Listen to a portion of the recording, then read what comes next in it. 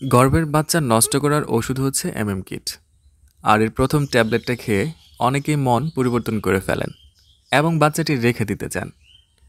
অনেকেই জানতে চেয়েছেন যে একটা ট্যাবলেট খেয়ে ফেলেছি, এখন আমি যদি বাচ্চাটা রাখতে চাই সেক্ষেত্রে বাচ্চা ভালো থাকবে কিনা।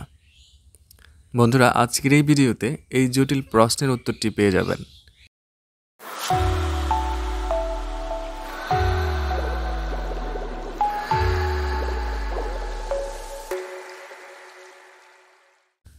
প্রথমত একটা সাধারণ কথায় আসি, কোনো নারী কিন্তু সুখে কিংবা আনন্দে অ্যাবর্শন করতে চায় না।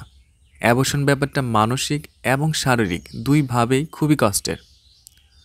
হয়তোবা একজন নারীর পারিপার্শ্বিক অবস্থা, তার ক্যারিয়ার, তার সমাজ ব্যবস্থা, অথবা মাত্র একটি বেবি হয়েছে, আবার কোনো জন্ম নিয়ন্ত্রণ পদ্ধতি ভুল করে আরেকটা বাচ্চা পেটে চলে এসেছে, ইত্যাদি নানান কারণে হয়তো তার আগত সন্তানটিকে রাখা এই মুহূর্তে সম্ভবপর হয়ে ওঠে না, যে কারণে একজন নারী অ্যাবর্শনের পথ বেছে নেন।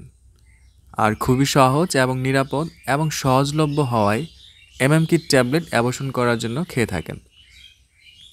এই MMkitের প্যাকেটে মোট 5টি ট্যাবলেট থাকে। অনেক সময় হয় কি, MMkitের এই প্রথম ট্যাবলেটটি খাওয়ার পর অনেক নারী হুট করে তার সিদ্ধান্ত পরিবর্তন করে ফেলেন। অনেকেই চান যে আমি বাচ্চাটা রেখে দিতে চাই, আমি বাচ্চাটা নষ্ট করতে চাই না, কিন্তু ইতিমধ্যে তিনি তার MMkitের প্রথম ট্যাবলেটটা খেয়ে ফেলেছেন। এমতো অবস্থায় আসলে কি করণীয়? এবার আসুন জানি এই MMkitের বড় ট্যাবলেটটি খাওয়ার পর আপনার শরীরে কি ঘটে। আপনি যে বড় ট্যাবলেটটি খেলেন এর জেনেরিক নাম হচ্ছে মিফিপ্রেস্টন। আর এই 200 মিলিগ্রাম মিফিপ্রেস্টন, যার প্রেগনেন্সি ক্যাটাগরি এক্স, এবং এটি খেলে বাচ্চা নষ্ট হওয়ার চান্স বেড়ে যায়। ব্রণের বয়স যদি 63 দিনের কম হয়ে থাকে সেক্ষেত্রে উক্ত ব্রণকে গলিয়ে রক্ত আকারে মাসিকের সাথে বের করে দেয় এই ধরনের ট্যাবলেট। বুঝতেই পারছেন এই মিফিপ্রেস্টন ট্যাবলেটটি কতটা ধ্বংসাত্মক এবং কতটা শক্তিশালী। অপরদিকে তুলনামূলক ব্রণের বয়স বেশি হলে সেক্ষেত্রে এই ট্যাবলেট হয়তো অনেক সময় সম্পূর্ণ ব্রণটাকে পুরোপুরি নষ্ট করতে পারে না, কিন্তু কিছু অংশ ক্ষতিগ্রস্ত করে ফেলে।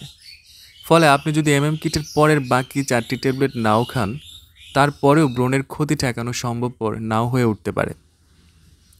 তাই কেউ যদি MMkitের একটি ট্যাবলেট খেয়ে মনের সিদ্ধান্ত পরিবর্তন করে ফেলেন এবং বাচ্চা রাখতে চান, তাহলে আমি পরামর্শ দিব আপনি একটি আলট্রাসোনোগ্রাফি করুন এবং নিকটস্থ ডাক্তারের পরামর্শ নিন এবং দেখুন আপনার ব্রণটি ক্ষতিগ্রস্ত হয়েছে কিনা। কারণ ক্ষতিগ্রস্ত ব্রণ থেকে একটি বিকলাঙ্গ শিশুর জন্ম হতে পারে। তাই এই বিষয়ে আপনাকে খুবই ভেবেচিন্তে এবং বুদ্ধিমত্তার সাথে সিদ্ধান্ত নিতে হবে। আমি মনে করি MMkit খেয়ে নয়, বরং খাওয়ার আগে আপনাকে 10 বার চিন্তাভাবনা করা উচিত। একটি ট্যাবলেট খেয়ে সিদ্ধান্ত পরিবর্তন করা বোকামি ছাড়া আর কিছুই নয়। আশা করি ব্যাপারটি বুঝতে পেরেছেন। MMkitের একটি ট্যাবলেট খাওয়ার পর থেকে অলরেডি আপনার শরীরে অ্যাবর্শনের কাজটা শুরু হয়ে যায়। তাই এই সময় সিদ্ধান্ত পরিবর্তন করা মোটেও ঠিক হবে না। অথবা যদি কোনো কারণে খুব ইমার্জেন্সি হয়ে থাকে সেক্ষেত্রে একটি আলট্রাসোনোগ্রাফি করে নিশ্চিত হতে পারেন। আর এই ধরনের গর্ভপাত করার ঔষধ একজন ডক্টরের পরামর্শ ছাড়া গ্রহণ করা উচিত নয়।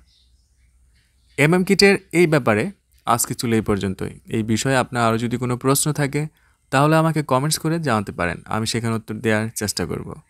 আর এই ভিডিও দ্বারা আপনি উপকৃত হলে চ্যানেলটি সাবস্ক্রাইব করতে ভুলবেন না। আগামী পর্বে আবার দেখা হবে। সেই পর্যন্ত ভালো থাকুন, সুস্থ থাকুন। ধন্যবাদ।